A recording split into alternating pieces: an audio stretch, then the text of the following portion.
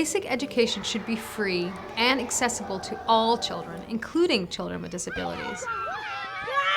But in South Africa, more than 500,000 children with disabilities continue to be left out of the mainstream education system. We have dealt with several cases that had to do with violation of right to education of disabled children. And this ranges, for instance, from cases where children with disabilities were refused admission to mainstream schools because of their disability. GIF is not a school. I don't know why they are not taking him, because I've registered him in 2013. And they promised me that they're going to call me when they have space. And then early 2014, I went back to school to ask how far is the process of taking my son to school. They said, no, Mama, we still don't have space for you.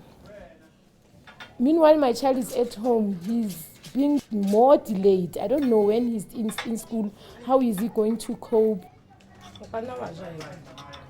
Children with disabilities should have an equal opportunity to go to their local school and have teachers who are trained to teach them along with others with or without disabilities. They should be able to have accommodations in the classroom to support their needs so that they can learn with their peers. Frankly, this is not the case in South Africa. We don't have enough schools. There are normal schools there and they don't accept our children. So special schools, they are around town and we are far from town. Parents are left with no choice but to seek some kind of education for their children, so they go to specialized schools. Leslie is an 11-year-old who has spina bifida. His mother applied to 9 different special schools before finally getting him accepted to one. Unfortunately, that school is far away and charges a fee. Since Leslie started at school, I'm supposed to wake up early in the morning, 4 o'clock every day. It's not easy for us and our children to get at school.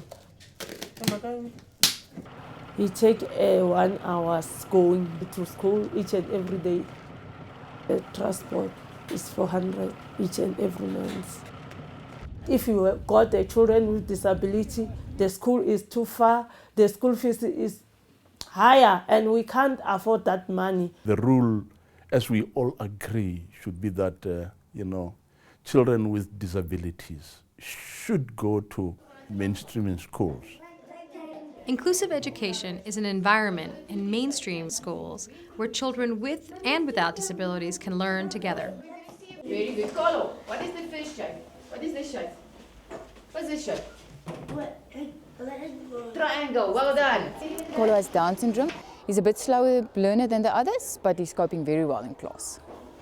He does the same work, just a little bit easier. It's adapted for him.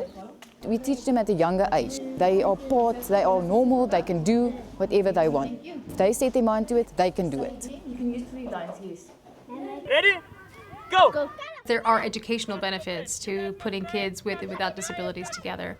All children can adapt to different types of students in the classroom. They can learn about diversity, but that is not happening in the case of hundreds of thousands of children with disabilities in South Africa.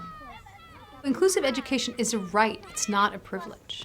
And investing in schools that include children with disabilities means that they'll learn basic life skills, that they'll learn to be able to be independent, and in the long term leads to a more inclusive and accepting community.